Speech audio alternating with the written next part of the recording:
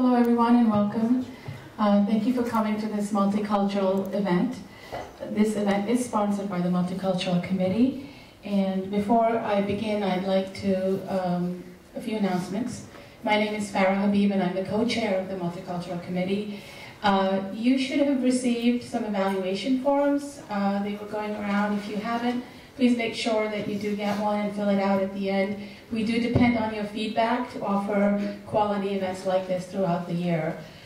Speaking of quality events, we have a couple of other events that are coming up that I'd like to tell you about.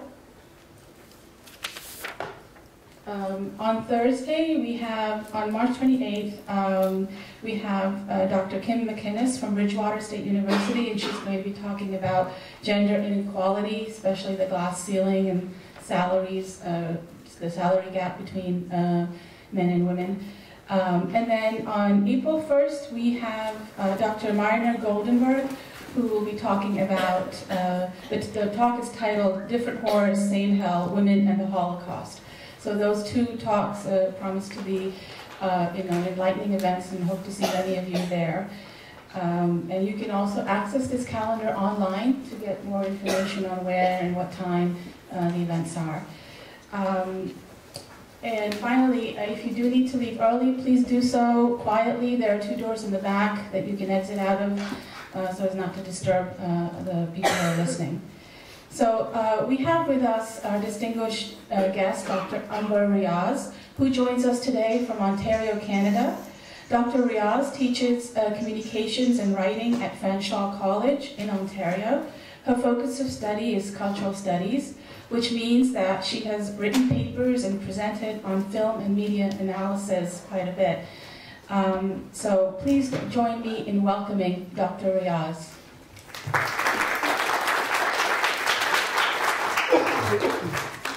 Thank you, Farah, and thank you to the Multicultural Committee for inviting me and for giving me the opportunity to speak to you guys. As you've seen, the topic, the title of my talk today is Reviewing Muslims on Film. So before I even tell you how to analyze film and how to view Muslims on film, I want to start by asking you guys what Muslims look like in general. As you tell me, you're welcome to shout it out, and I'll type it into the screen. When I say Muslim, what's the first word that jumps to mind?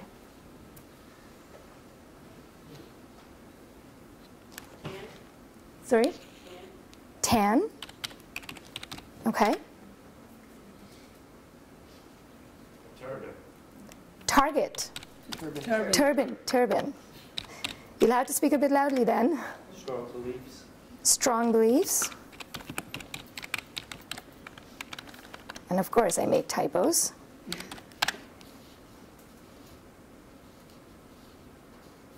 Black hair. Black hair.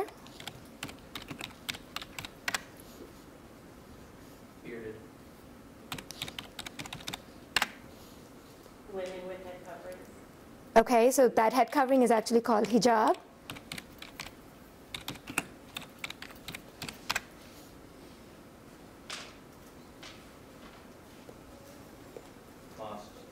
Mosques, okay. Or masks? Well, the face covering, yeah, shmag is called. Niqab, you mean? For women? Yeah. That's one.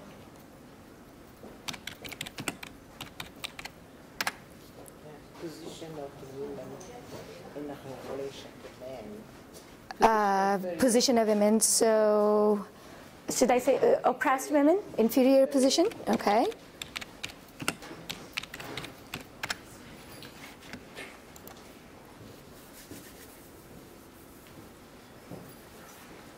What about physical characteristics? Physical characteristics. Muslim men and women, what do they look like? How can you tell a Muslim man from a regular guy who doesn't have Islam as their religious belief?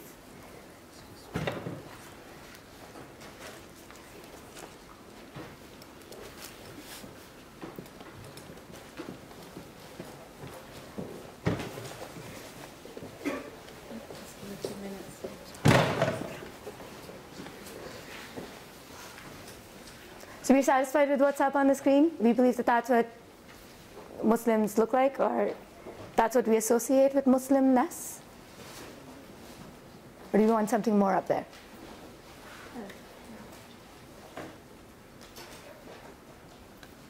It looks fine, so let's launch from here. So something like this.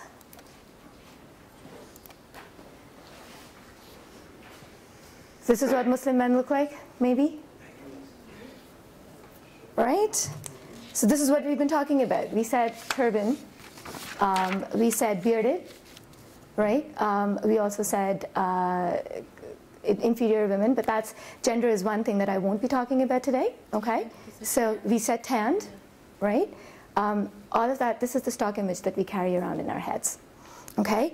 The question that I want to ask is, why do we imagine Muslims this way? Okay, why do we think that this is exactly how Muslim men should look like?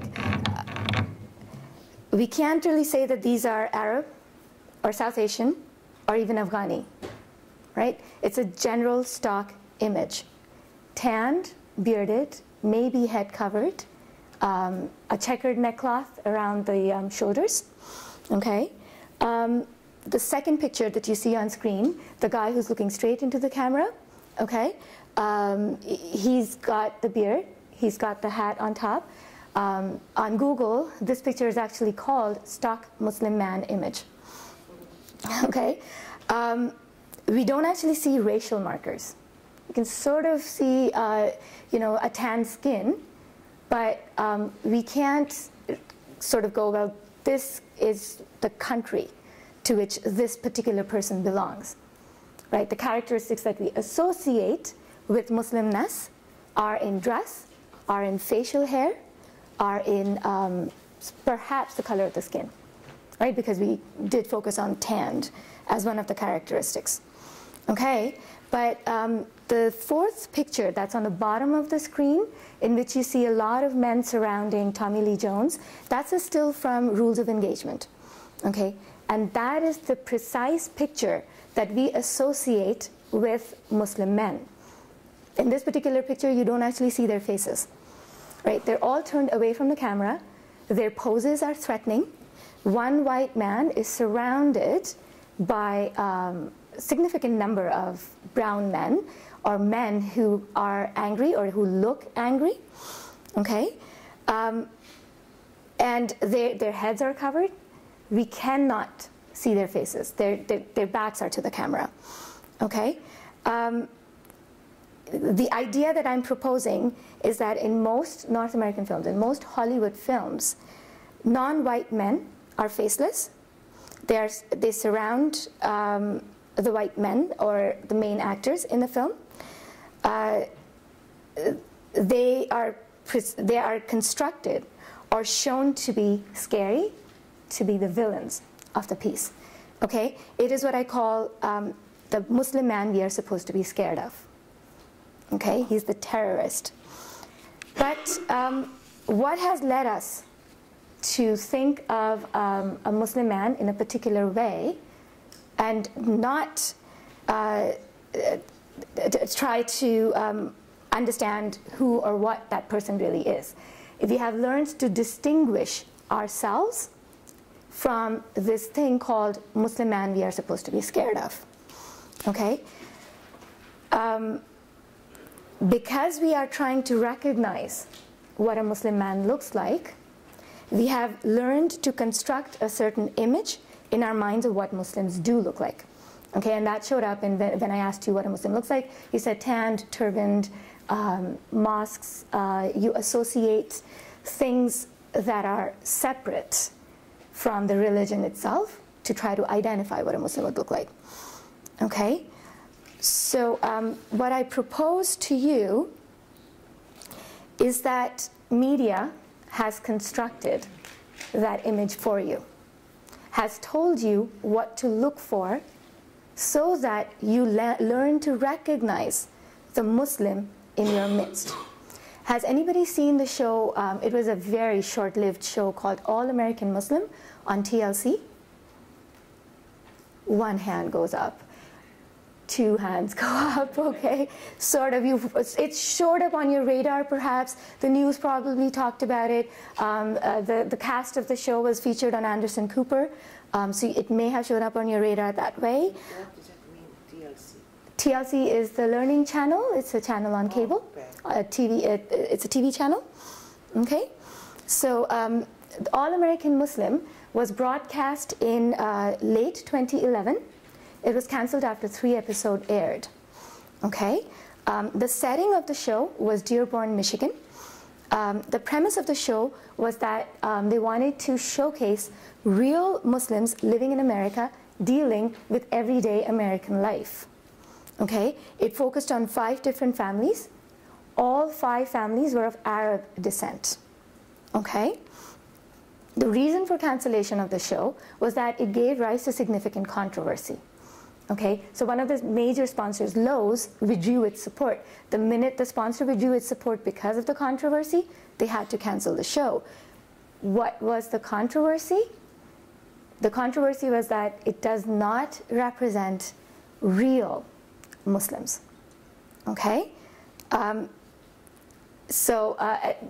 it doesn't represent real Muslims, then it's not real Islam, and then the show should not be aired because it's fake. Because the premise of the show is that it's a reality show, right? And when you have a reality show, it has to be based on reality. And this is what became the issue. From the things they said today, that makes them more an American citizen than an American Muslim. Where are the Muslims that we hear all the time that are saying that they want to have Sharia law in the United States? The ones that are saying that they want to have their wartime You don't hear them in the United States very much. I don't hear them today. You do hear them. You hear them overseas. You think there's a lot in the United States who secretly want Sharia law in the United States? Yes, I do. Absolutely. I absolutely do. Okay? Do you know people who want... And look, it's a belief that's widely held. Do you know people who would, who have chosen to be here but would prefer to have Sharia law as the law of the land? There are groups that certainly want that. I mean, one of the things Al Qaeda wants is to have, their version of Sharia law. I'm sure they are out there, but I've never met them. I have no idea who these people are. I hear about them, trust me, I do, but I've never met them, and I've never encountered them, and I hope to never encounter them. I don't want to see these people. I have nothing in common with these people. These people disgust me. Would any of you be interested or want to live under Sharia law in the United States? No, I love the laws of this land. I love the freedom. This is my country, and I will not change it for the world. Okay, so now this is one part of an entire show that Anderson Cooper did after inviting the cast of All American Muslim to his show. The rest of the show focused a lot on what kinds of religious beliefs they should be holding. The lady who was talking actually had just finished telling the people on the stage that they were not real Muslims because they did not represent what she believed Muslims looked like. Okay, so the reactionary impulse from the people on the stage was, well, if you don't believe in my religious beliefs, if you don't trust me for being a good person, I will claim goodness by claiming American citizenship, right? If I can claim that I'm a good American, then that should somehow undercut the evilness or the evil that is associated with the Muslim part of my identity. Because by telling you that I am a good Muslim, you will not believe me. Okay, so it's literally a problematic. It's a very problematic assertion when even when you do try to say that Muslims are not violent, that Muslims are not evil, that they are not supposed to act the way you are led to believe that they all act. There's a wall that people will not overcome, or they're not willing to overcome. Okay. I argue that the jihadis we have come to identify with Islam then are stereotypical and then sold to us by the media, by Hollywood, by an industry that stands to profit from this fear of the Muslims. Okay? The idea that I'm proposing here is that Hollywood needs a new evil guy, right? We are supposed to now like Russians. The Cold War is over, right? There is no other evil person except for the America-hating Muslims. And because we need the America-hating Muslims to sell bad guy, good guy films, Hollywood creates the construction of the evil Muslim, okay? So here's the argument. The portrayal of Muslims in film and in media are stock character types, okay? And that is precisely what came up when I asked you to describe what a Muslim looks like. The max that we could say was tanned, bearded, maybe with a turban. And here's an interesting tidbit. Most Muslims don't wear turbans. Sikhs wear turbans. Muslims actually wear that small cap that sort of looks like the Jewish yarmulke.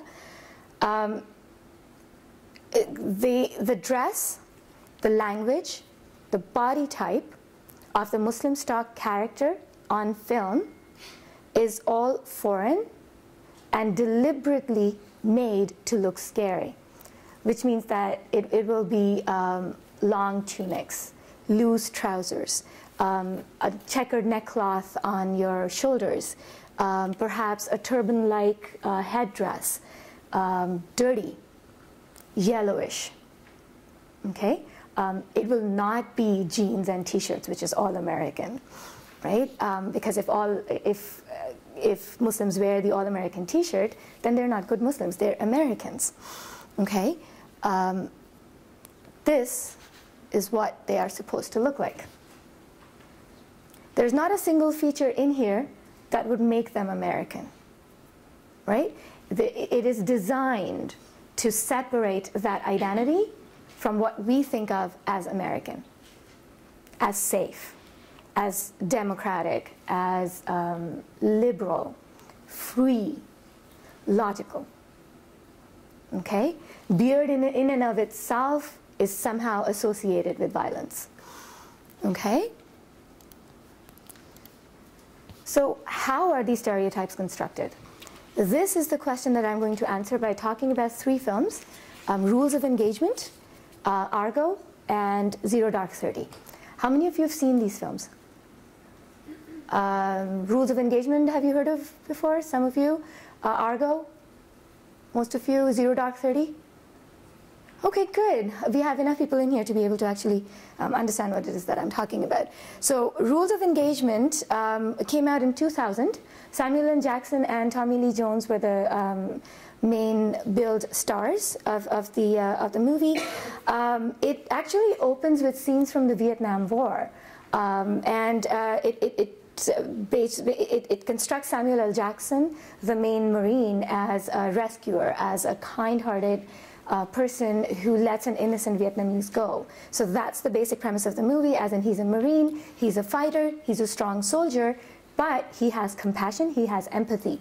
That point becomes extremely important because the driving plot of the film is the America is liberal, it is free, its justice system is so strong that for the sake of Middle Eastern men and women, we will take our own Marine to court and court-martial him, okay?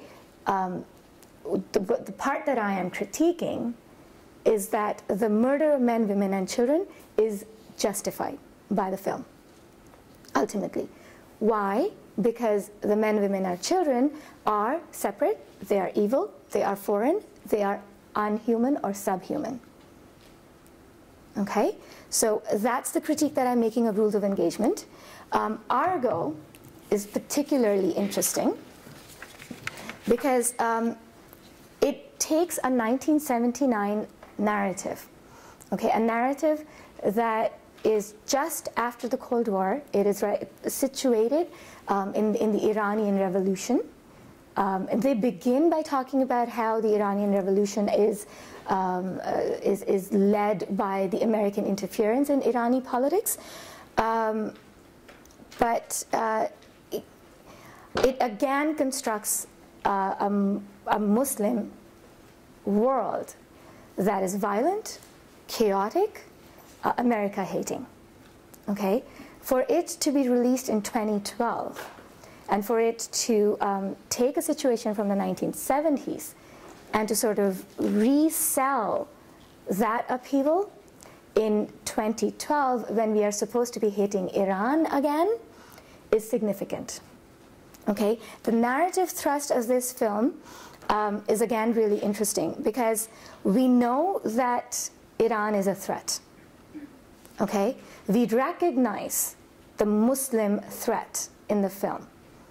Okay, and it is also very closely aligned with the good versus evil narrative that was the be-all and end-all of sci-fi films of the 1970s. Star Wars, Escape from the Planet of the Apes.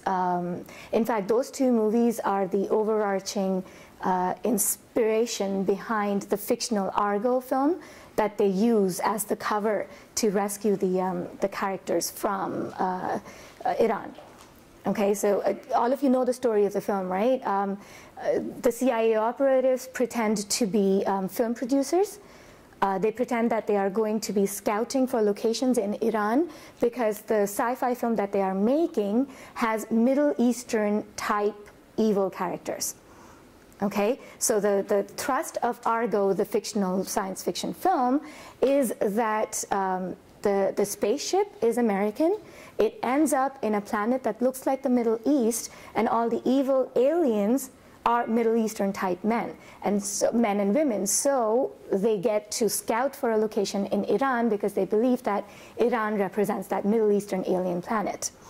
That is the narrative thrust of the film. What I want to show you is a clip in which this particular narrative thrust is superimposed. So what you will see is a scene in which they are making Argo, the fictional movie, believable. So they set up this huge event in a major hotel where the cast, the pretend cast from the film, reads the script of the film.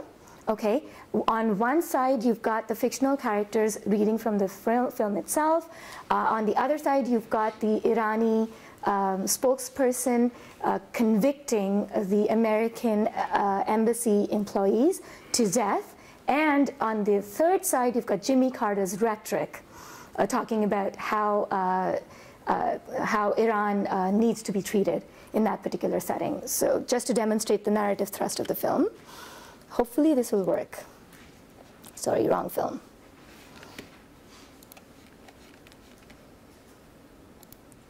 And of course, I've lost my place.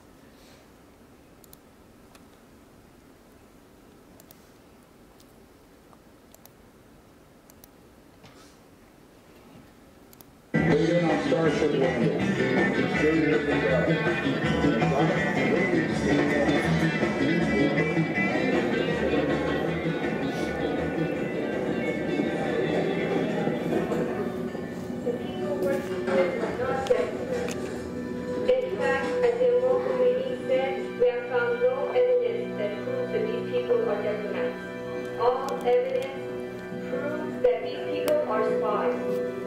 In the name of God, the Beneficent, the Merciful, our message to the awakened peoples of the world. At this time, we want to expose the hateful acts of the United States. Our world has changed. Fire of hope stops burning in this galaxy long ago. The ship is turning around. Fire the thrusters. He says a gravitational field that strong will kill anyone. They and all others must know that the United States of America will not yield to international terrorism or to blackmail. Sir, he'll be crushed. There's not enough time. Capitalists and large oil companies. The United States government considers revolutionaries as terrorists, but itself and its CIA are the most terrorizing organization of all time.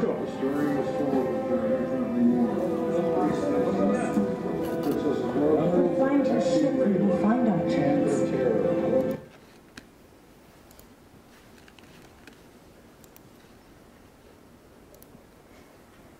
Okay, so the point here I'm making is that you can clearly see that the narrative is told through that science fiction lens of good versus evil. right? Good is clearly Jimmy Carter and his rhetoric. Evil is clearly the Iranian rhetoric. And in the middle, you've got the science fiction characters who are talking about you will be crushed. The planet in itself has a strong gravitational pull. We have to learn to escape. So it's Darth Vader's world being invaded or being infiltrated by a Luke Skywalker, which is in the guise of Ben Affleck, and all of humanity being rescued from the clutches of the evil empire, okay? The problem here lies in the fact that this is a real story.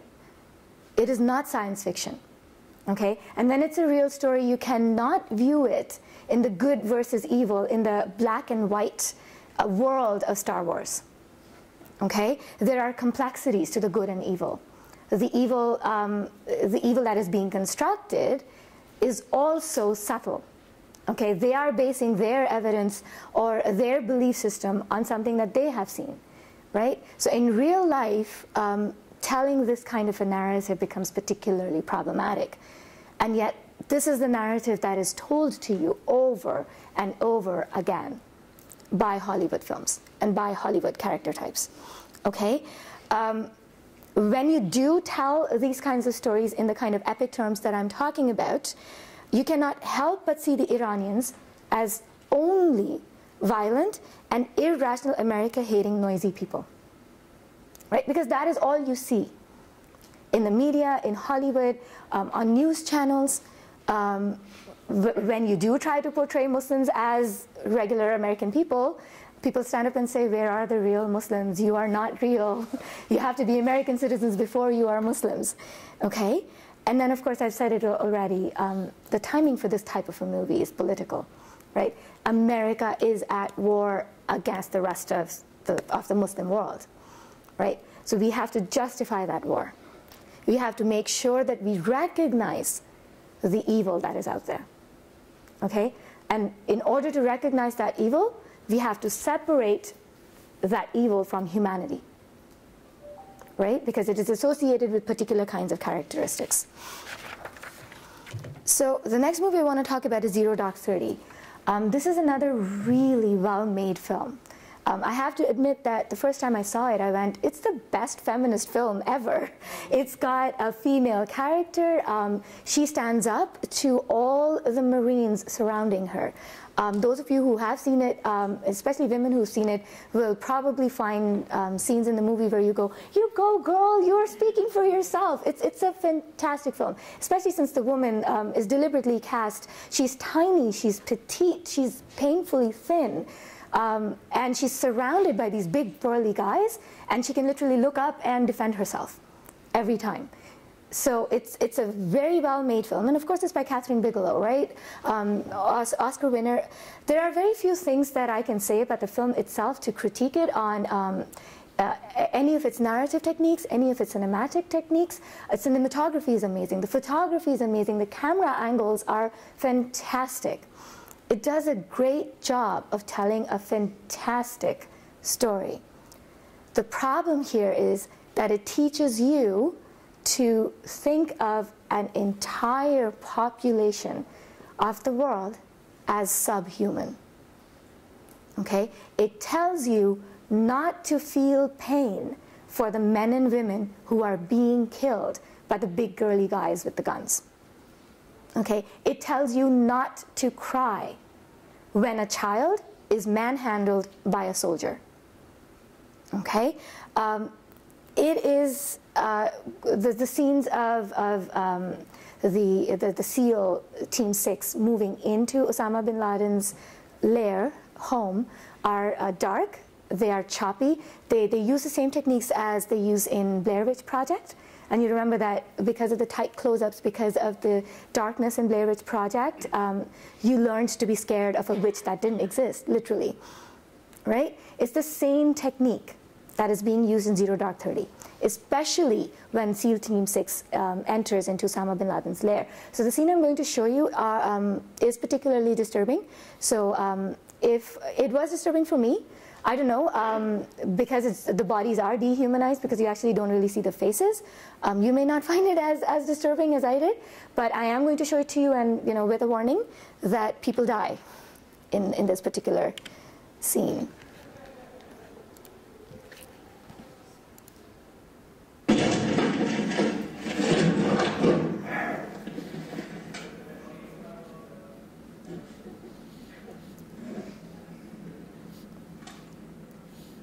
Osama.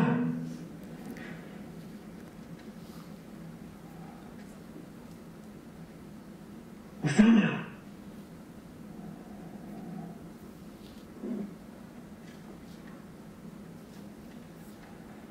Osama.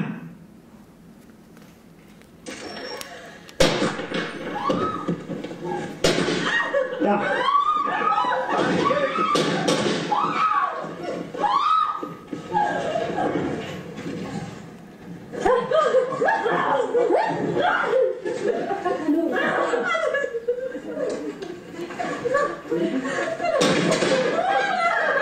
Got a possible jackpot.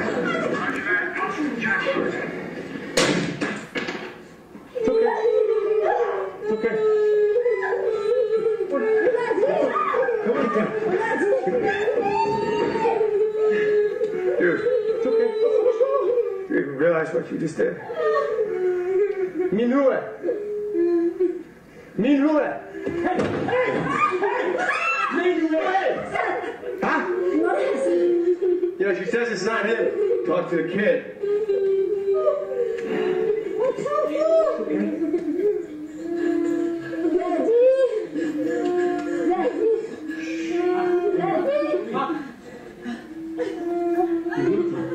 Исчезла?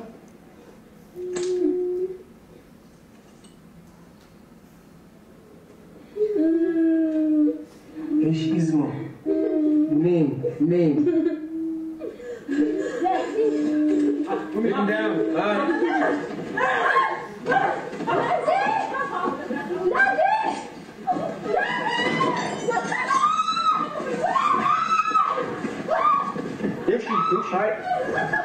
Hey, come on.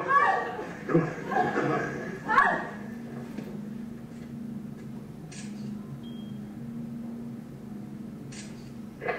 This is Red 02. Geronimo. Forgotten country. Geronimo.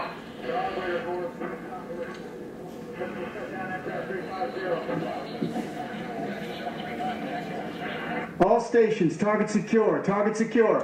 Copy that. Target secure. Target secure. Notice the language that is being used. Notice how the women are being handled. Notice how the child was distracted. Okay? I mean, the child looks to be about, what, 12, 13? You give her a glow stick, you're going to distract her from a dead body lying in front of her. A dead body that is her father, right? She's just seen her mother, both of her mothers, because Osama had 2 wives and both of them were sleeping with him in the room. She has just seen her mother, both women being mishandled by big burly guys, screaming at them. The mothers are screaming back, okay? She cries, it's unbelievable that kind of an emotion could come out of a 13-year-old girl, right? Especially when she's seen that kind of violence in front of her. A sleeping man was shot dead. What you heard was, we've hit the jackpot. For God and country, Geronimo. Okay? Yes, Osama bin Laden was a dangerous guy. Yes, he deserved to die. Yes, he should have been killed. But should the women have been mishandled that way? Should lines of sovereignty have been crossed? They crossed into Pakistan's borders without permission. Okay? They invaded another country's territory. Yes, it was an important target to get. They went in without proof that Osama bin Laden was there. Because they did not have proof, they could not ask for permission. So they decided, we won't ask for permission, we'll simply go in. Okay? That part of the narrative doesn't show up in the film. What you do see is that Muslims are dirty, they are violent, they are subhuman, throughout the film, they talk about Pakistan because Jessica Chastain spends a lot of time in Pakistan. She spends about 11 years chasing down Osama bin Laden, right? She talks about Pakistan as a hellhole. She refuses to eat in Pakistan. She refuses to drink in Pakistan. She lives there for 10 years and she eats American food. She drinks American coffee. Who's paying for that? Okay? And I will leave it at that. What I present to you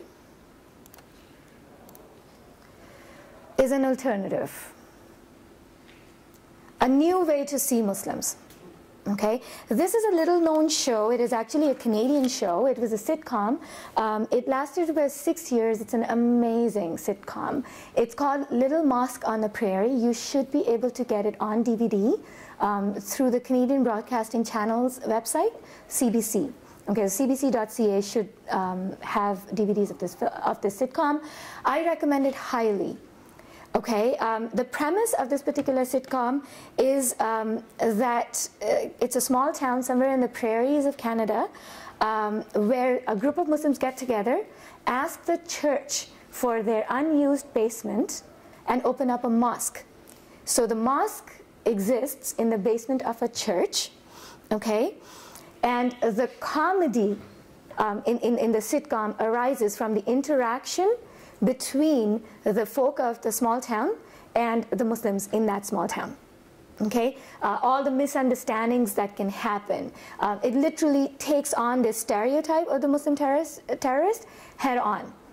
But before I tell you who's who in this particular show, can you tell me who is the imam of the mosque?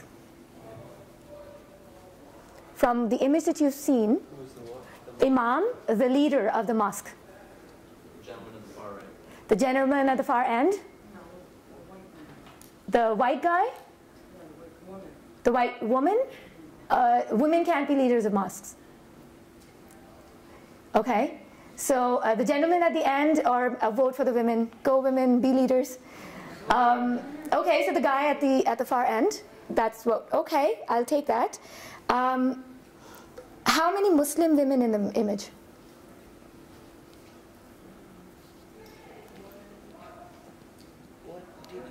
Muslim women, how many? Three? How do we know that there are three?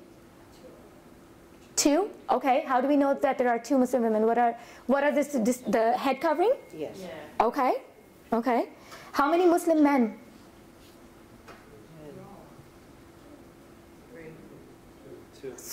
Two? Okay, which one are the three or the two? The one on the right, with his arms crossed. The one with the arms crossed, the one on the right. Those are the two. Who saw the third one? Okay, who was the third one? The bald man. The bald man. Okay, I'll take that. Who's the mayor of the town? Man in blue, near the man in blue? Okay, you've told me every single stereotype that you hold, including a gender stereotype. Okay, the mayor of the town is the white woman in front in the blue business suit. The mayor of the town is not the guy. Okay, there are 4 Muslim women. So the African woman, obviously because of the head covering, the other woman with the head covering, the white woman who is holding the bald guy's arm is a convert, Muslim convert, okay? And the teenager who is standing in front of the brown guy, the guy that you think is the imam, is also a Muslim, okay? Because she's the daughter of the brown guy. The imam of the mosque's leader is the guy with his hands crossed in front of him. He is actually a lawyer from Toronto, and he's what you would understand as a born-again Muslim. And he was invited to be the imam of the mosque, and he went to the prairies from big town Toronto. Okay, the bald guy is an Arab Muslim. He's what? Arab Muslim. Okay, so he's an Arab Muslim. He does not look like an Arab. He's the guy from 24.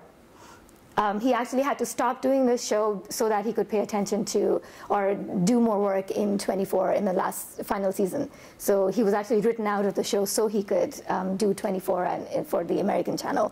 So that's your stereotype in front of you, literally, okay? The comedy comes from questioning the stereotype. The comedy comes from telling you that the woman who is standing with the hijab, with her side to the camera in a brown jacket, she's actually the only doctor in town. So Muslim woman who's a doctor who looks after all the medical needs of the town. Okay, so you've got a strong woman, Muslim woman.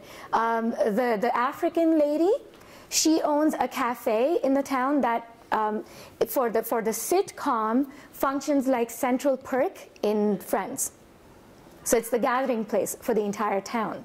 Okay, so and nobody can question Fatima, right? So if she decides to serve goat curry, the entire population is going to be eating goat curry in that show, literally. Okay, so what I'm telling you here is that there's a possibility to question every single stereotype that you hold. That Muslims are complex, okay? Not every single person that you run into can be easily identified as a Muslim boogeyman, okay? You may not know that the person sitting next to you is a Muslim, okay? And not knowing is not scary.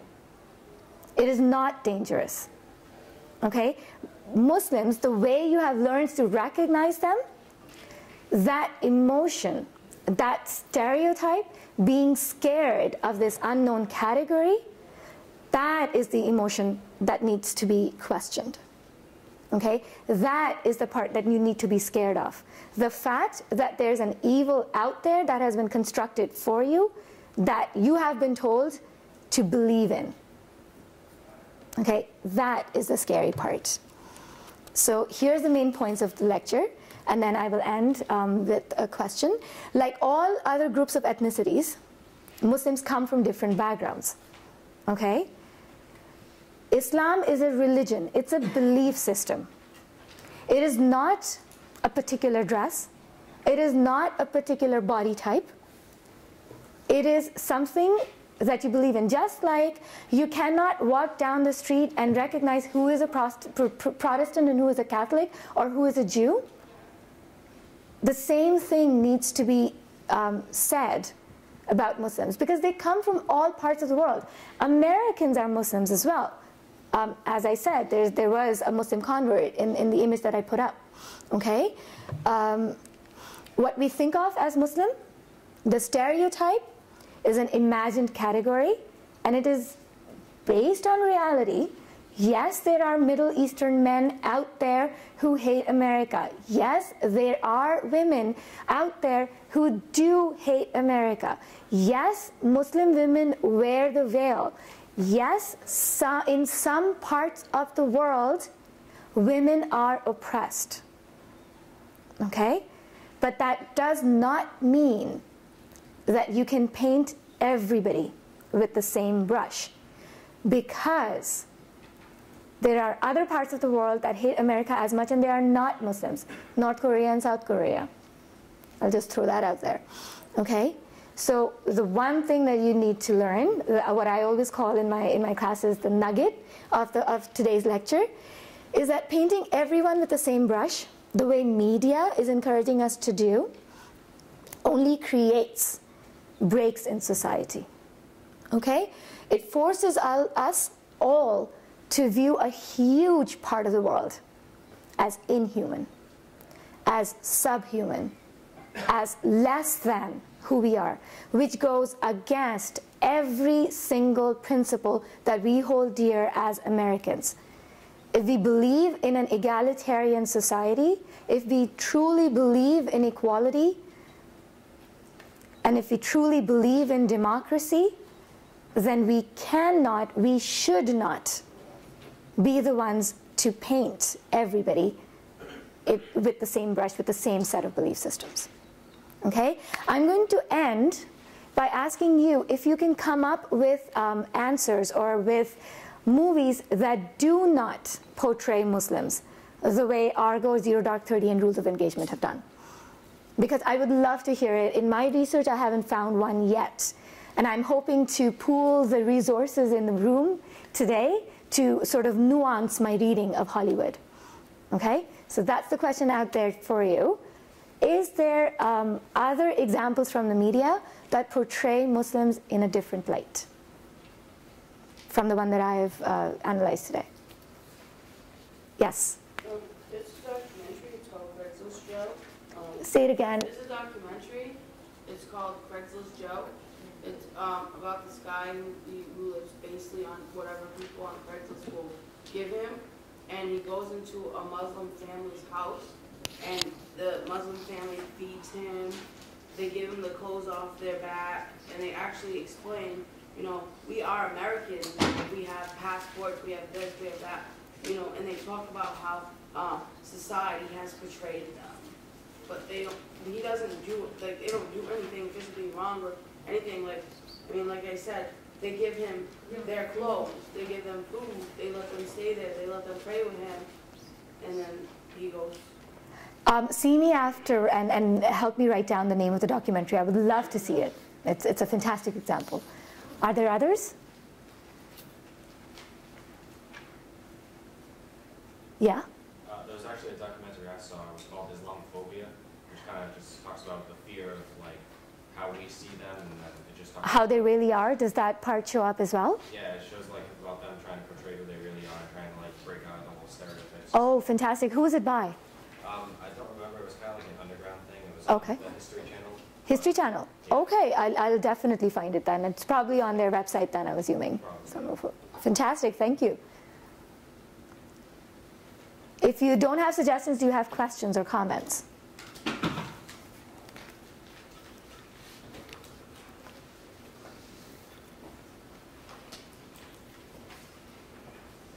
Does anybody want to write a question down and pass it out?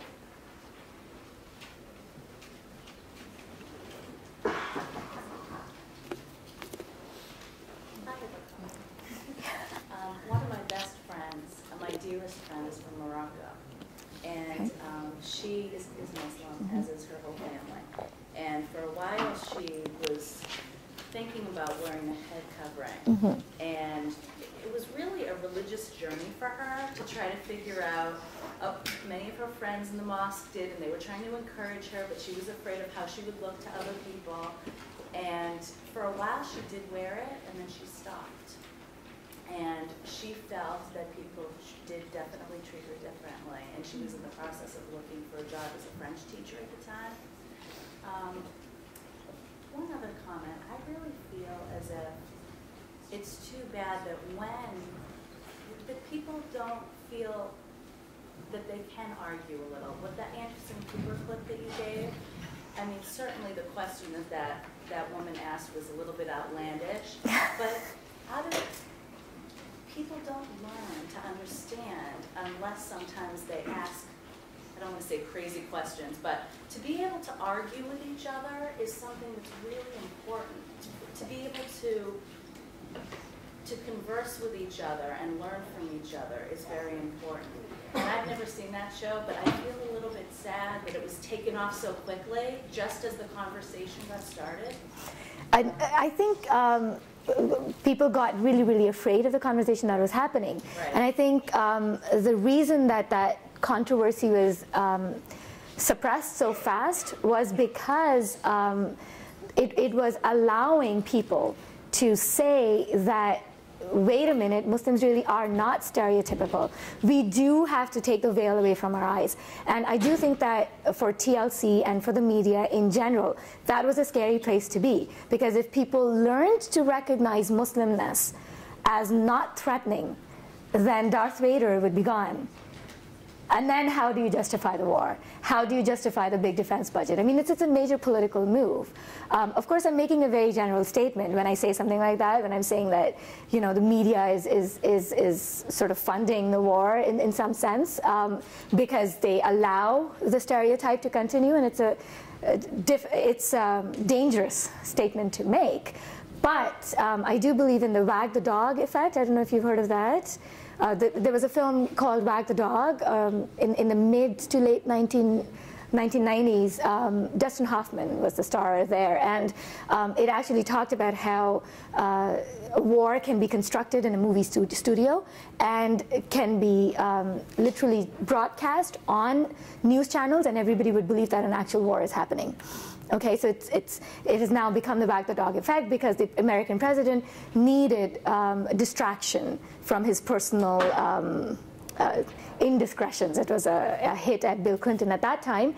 But this kind of media coverage of particular events or particular moments in the world's politics has become the wag the dog effect, where shows like All American Muslim, if they are allowing a particular conversation to happen and it is educating the public, that education is dangerous and it needs to be taken off.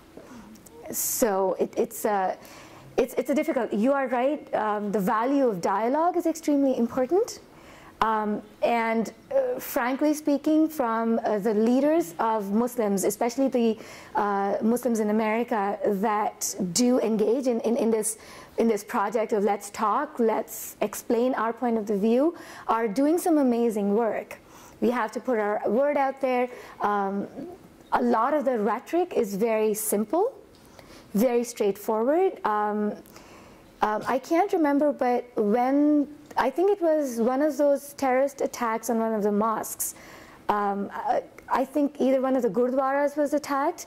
In one of those events that happened last year, where either one of the gurdwaras or another mosque, there were 2 attacks on a Sikh temple and a Muslim prayer hall. After one of those attacks, people all across America distributed copies of the Quran and of the hadith that the Muslims use. It's one of the books that Muslims use to learn how to live according to religious principles, were distributed in English so that people could somehow learn that Islam really is not dangerous, that it is a set of belief systems, it is not something that gives rise to violence. So that kind of work is happening. The dialogue is happening. Ears need to be opened up a little bit first, though. People need to be open to this different point of view, need to understand that it is not just excusing the violence, it is saying that we need to separate ourselves from the violence, and we need to recognize that Muslims on this soil are different from the Muslims that you see on the news channels. Okay, so there has to be a geographical difference. I think I saw somebody, yes. I grew up in the 70s, and I noticed the comparison between then and now, that people didn't know much about things. You know, they knew that there was a war and something was going on, but there's been so much exposure over the years about Christianity and Judaism and Muslims, and I think that after having that exposure, and also, you know, gender roles for women, and I think over the last 30 years, I've seen that the world has changed a lot, and there is a lot of exposure. People aren't as ignorant. But it also goes back to, like, you know, oppression of gays and lesbians and African Americans. And there's always been oppression. America's been through oppression through its history. And we need to find a way to have diversity and vote people in who are diverse as well, and just educate people that we all just need to work together within a diverse community. And, you know, over the last 30 years, I've really seen a change. You're right. The last 30 years have changed. We've learned to recognize that, you know, everybody is equal. We've learned to recognize that sexuality is not something that needs to be suppressed. We also need to learn, we have learned that the rest of the world is equal, right? It is not something that hates us that much. And, you know, after the women's movement of the 70s, after the civil rights movement of the 60s, after the gay rights movement of the 80s and the 90s, things have definitely changed. But I do believe that we have further to go, that the road is more complicated because of the diversity in our midst now. It is more complex because we've recognized diversity, but we don't know how to handle it. We don't know what to do with it. We can say, yes, we will tolerate everything, but what does tolerance mean specifically for us, right? Does it mean living in little boxes where you are okay to practice your beliefs, you are okay to be sexually expressive whichever way you want, as long as you do not cross a particular line? Maybe it is, don't tell me you're gay. Do it in the privacy of your home. Maybe it is women should be allowed to work as long as they don't take men's jobs. Maybe it is Muslims are great, they're well and good, just don't tell me that you're Muslim. Okay? That could be one way of tolerating. Another way of tolerating would be to go, not only do I understand that you are sexually different, I accept it and I celebrate it, and I will invite you to dinner at my house. Okay? So I do believe that America has changed. I do believe North America has changed. But we are still trying to figure out the direction we need to go as a society that is particularly diverse. That is changing, that is switching. The fabric is particularly fragmented and tattered. And we now need to find ways of stitching it together to make a new American identity.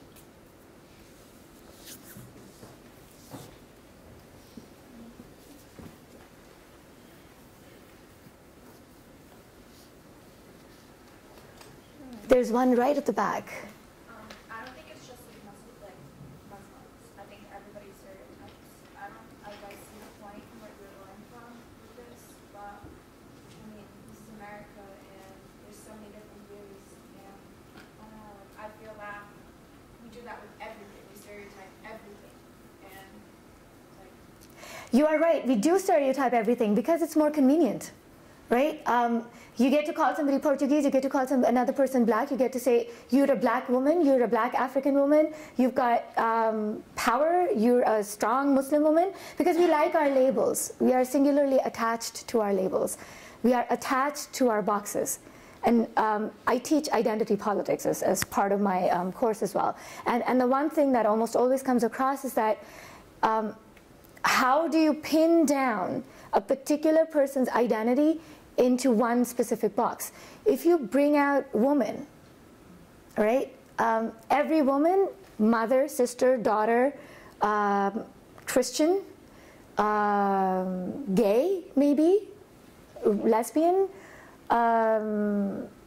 straight, but with bi-curiosity. You know, you don't want to be able to say, she's a woman, so she should get the job. She's a white woman, so she's better than the black woman. She's a black woman, so she should get a job because of the quota system, right? It should be a diversity hire. It's when those kinds of things start being used for political gain, right? It's when the labels become ways of justifying the oppression and suppression of a particular identity that it becomes problematic. Okay, so a diversity hire will always be treated as a diversity hire, right? Every person in that college or in that office would go, you know, hint, hint, not. She's not really that good at what she's doing, but she was hired just because she was the only woman in the pool, and they had to have a woman, right? So it's when that kind of thing happens that the labels are problematic. Yes. I agree with her being like son of Portuguese immigrants. You see it everywhere. You may not see it in a bad way, but you see it everywhere. And even I graduated from Catholic school, and in religion class we learn about all different religions, and learn about a lot about Islam, and it's actually a very peaceful religion. Yes. A lot of people are very peaceful and very diverse, and it's a huge number of people at Islamic. It's like these small radical groups. Yes. And terrorist groups that almost, they give everyone else a bad rep, and it's this small number of Islam that they ruin it almost for everyone else. I don't know exactly. if that's the right way to put it, but and it's sad because there's so many peaceful, good people that are Islamic, and they're crucified for the bad actions of just the small groups that make them look bad, which... And you've helped me come back to exactly the point that I've been trying to make, that it's this small group of radical Muslims that you see on the media all the time. Right? And going back to that comment about stereotypical, you know, you come from an identity that may not be all American, that may not be that white t-shirt, cowboy boot wearing identity. And if you come from Portuguese parents, I'm assuming that when you are out and about in your society, in society, your parents are treated very differently because they talk differently, they behave differently, and they probably do not have, I'm only making assumptions here, I'm not saying that they, but because I've grown up with immigrant parents as well, right? So when you are that kind of a second generation, you see your parents being mistreated, and you become completely disenfranchised from society. Because you know your parents as strong, capable people. The only weakness they have probably is the fact that they do not speak the language the way people are used to hearing it, right? And because of that, they get mistreated. Your bus driver will, when your father says, "Pardon," the bus driver will scream at him, right? Instead of slowing down, the volume goes louder, usually, right? They assume that you didn't understand because you just do not know English. It just might be that the person mumbled a little bit.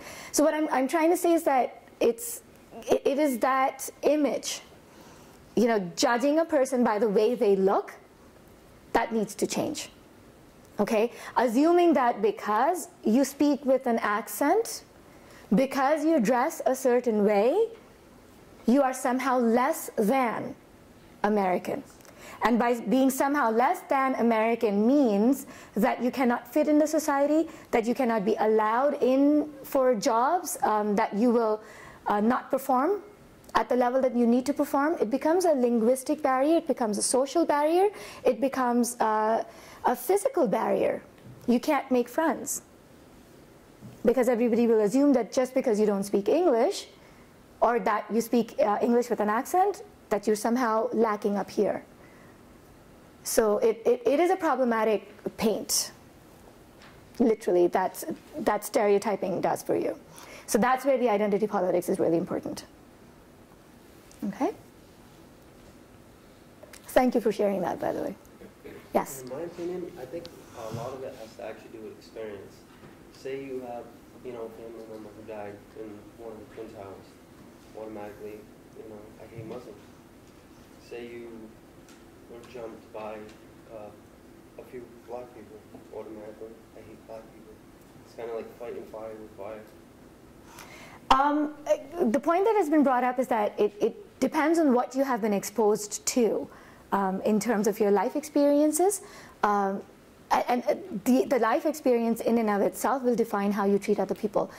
What if your only contact with other races, other types of people, comes not from personal experience, but from what you see on the media?